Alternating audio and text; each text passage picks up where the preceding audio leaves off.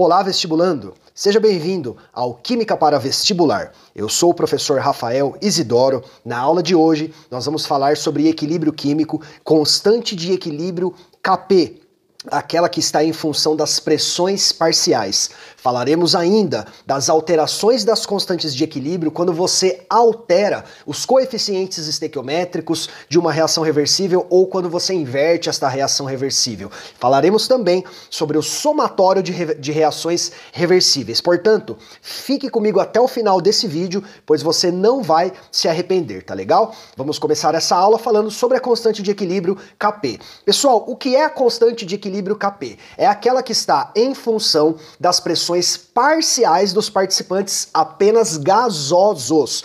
Tomem cuidado. Nós vimos na última aula a constante de equilíbrio Kc, e aí os sólidos e os líquidos não participavam, então entravam os aquosos e os gasosos. Agora, aqui só pode participar os gasosos, unicamente, exclusivamente, tá legal? A gente sabe que a pressão, ela é diretamente proporcional à concentração molar. Portanto, nós podemos escrever Kp em função das pressões parciais dos participantes gasosos. As regras são as mesmas, pressão e temperatura constantes, sólidos, líquidos e agora os aquosos não podem participar, tá legal?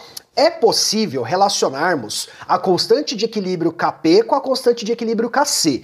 Para isso a gente vai voltar um pouquinho no tempo, lá na equação de Clapeyron, PV igual a nRT. Pessoal, nesta equação, se você dividir o número de mol pelo volume ali, você vai ter a concentração molar. Então eu posso escrever a equação de Clapeyron assim, ó, pressão é igual a concentração molar vezes R vezes T, tá legal? E a pressão parcial é a pressão de cada gás ali, concordam comigo? Então eu posso escrever uma equação de pressão para cada participante gasoso nesta reação aqui, tá legal? E é isso que eu vou fazer, ó. Então estão as pressões parciais aí do A, do B, do C e do D, tá legal?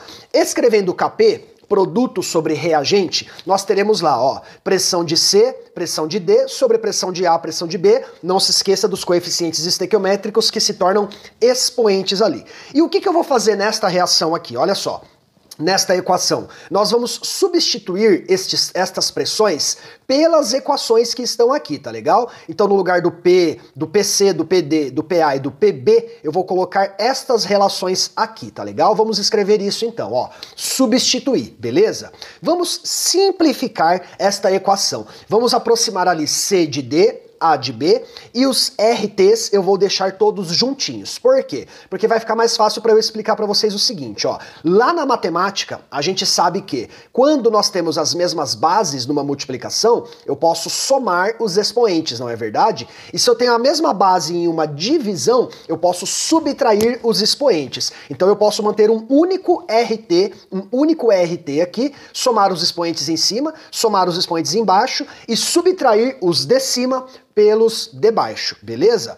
Outra coisa que é importante a gente reparar aqui é o que seria a concentração de C vezes concentração de D, dividido pela concentração de A e a concentração de B, é a constante de equilíbrio Kc, aquela que está em função das concentrações molares. Então vamos escrever tudo isso que eu falei. Olha lá, o meu Kp, ele vai ser o quê? O Kc que multiplica RT, ok? Elevado a C mais D menos A mais B. Então a gente escreve a seguinte fórmula. Kp é igual a Kc que multiplica RT elevado a ΔN. ΔN, pessoal, é a variação dos coeficientes estequiométricos. É você somar coeficiente do produto, somar coeficiente do reagente e fazer a subtração do coeficiente dos produtos menos o coeficiente dos reagentes. Essa formulinha é muito útil. Dica do prof para vocês, hein? Quando em uma reação reversível o somatório dos expoentes dos produtos é igual ao somatório dos expoentes dos reagentes,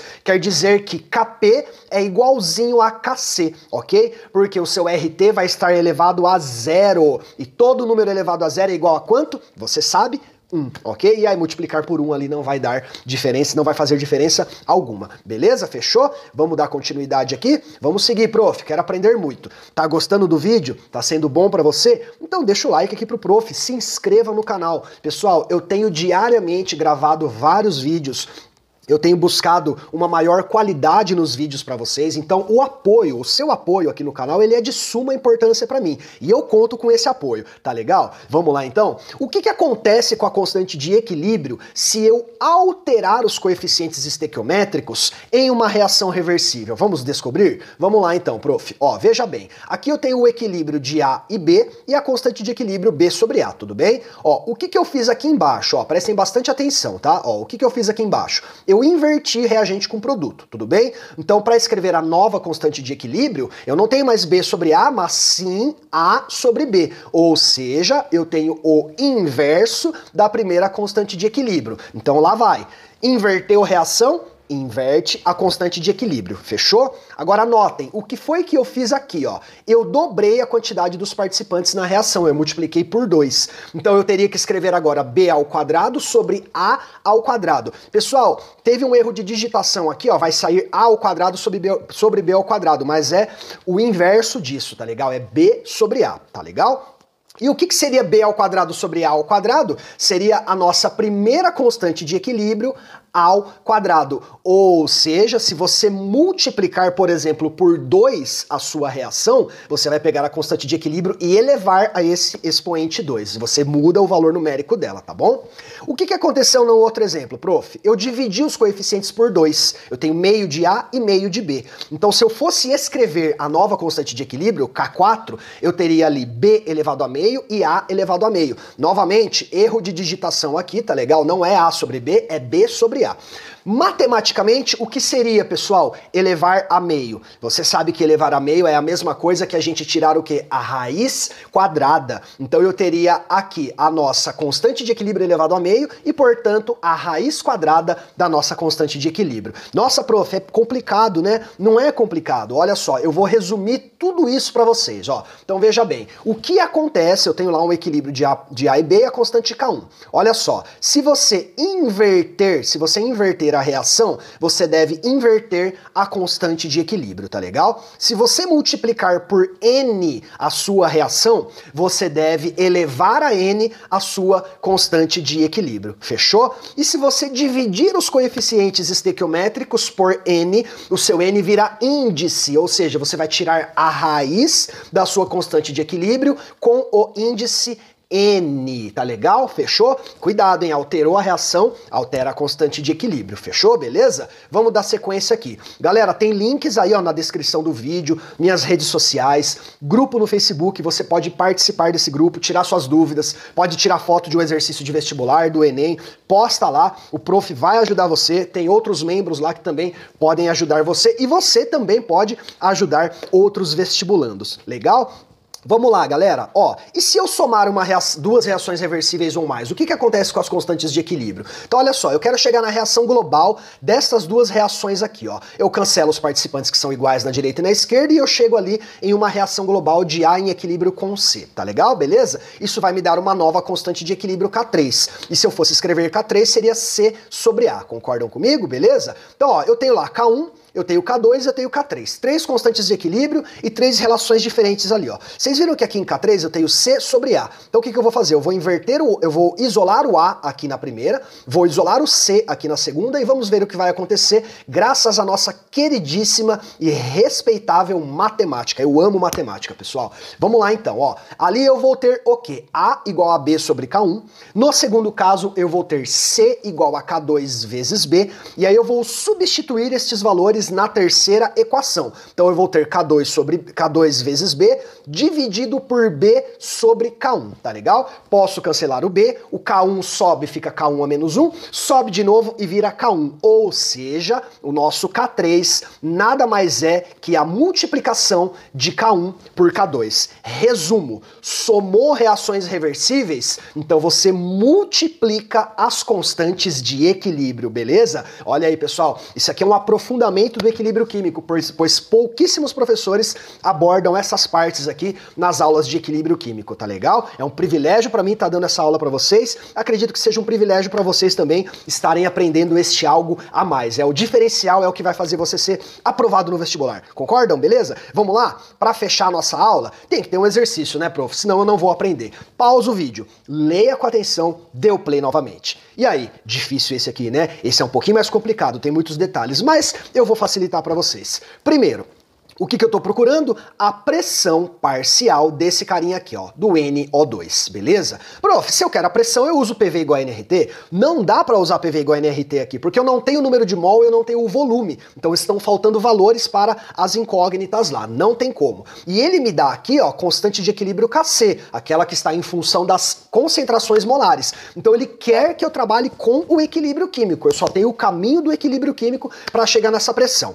Bom, a reação em questão é essa aqui, ó, N2O4 em equilíbrio com 2NO2. Ele quer a pressão desse carinha, ó, do NO2, correto? E ele me dá a pressão parcial do N2O4 já no equilíbrio, ou seja, ele quer que eu chegue lá no Kp, porque se eu chegar no Kp, eu posso substituir ali o 1 ATM no N2O4 e aí vai sobrar para mim só o NO2, matemática básica, correto? Vamos fazer isso? Galera, primeiro, eu não tenho aquela reação ainda, eu tenho que chegar nela. Como que eu vou chegar nela? Ó, essa primeira reação minha aqui, ó, eu vou inverter ela para o NO2 ir lá para o produto e também vou multiplicar por 2, porque daí eu fico com 2NO2. Vocês viram aí que bonito? Ó, ele já está no produto e a quantidade é 2, ok? Mas quando a gente inverte a reação, a gente inverte a constante de equilíbrio. Então o meu 0,2 aqui, ó, vai se transformar em 1 sobre 0,2, o seu inverso. Outra coisa, como eu multipliquei por 2, então esse 2 vira quadrado na constante de equilíbrio. Então 1 sobre 0,2 ao quadrado, beleza? Pegou isso? Ótimo. E 1 sobre 0,2 ao quadrado, fazendo a continha, 25. A segunda reação não vou mexer. Por quê, prof? Porque eu já tenho N2O4 na quantidade 1, ó, no reagente, e é exatamente onde eu quero que ele esteja. Então eu só vou manter a segunda reação. Aí eu vou fazer o somatório, vou cancelar as espécies que são iguais e eu chego exatamente na reação do enunciado. Fechou? Prof, e o Kc? O Kc é a multiplicação das duas constantes de equilíbrio anteriores. Então 25 vezes 0,02 e a gente chega em 0,5. Achei a constante de equilíbrio Kc, mas eu quero o Kp. Como que eu chego no Kp? Formulinha, Kp é igual a Kc, que multiplica RT elevado a ΔN. Vamos substituir? O Kc vale meio, ok? O R é 0,08 que ele deu no enunciado. Então eu substituo lá. A temperatura é 400 Kelvin, que ele também me deu no enunciado. E o ΔN é coeficiente do produto menos coeficiente do reagente, ou seja, 2 menos 1 neste caso aqui, tá legal? Bom, fechou. Escrevi, calculei, achei o Kp. Agora eu vou escrever o Kp, que é a pressão do NO2 ao quadrado, pressão de NO2 ao quadrado, dividido pela pressão do N2O4. E eu já tenho todos os valores que eu preciso agora. O Kp vale 16, a pressão do N2O4 vale 1, e aí a gente multiplicando por 1 não dá diferença, tirando a raiz quadrada de 16, a gente encontra 4 ATM. Fechou, galera? Lhes desejo bons estudos. Beijo do prof, abraços e até a próxima!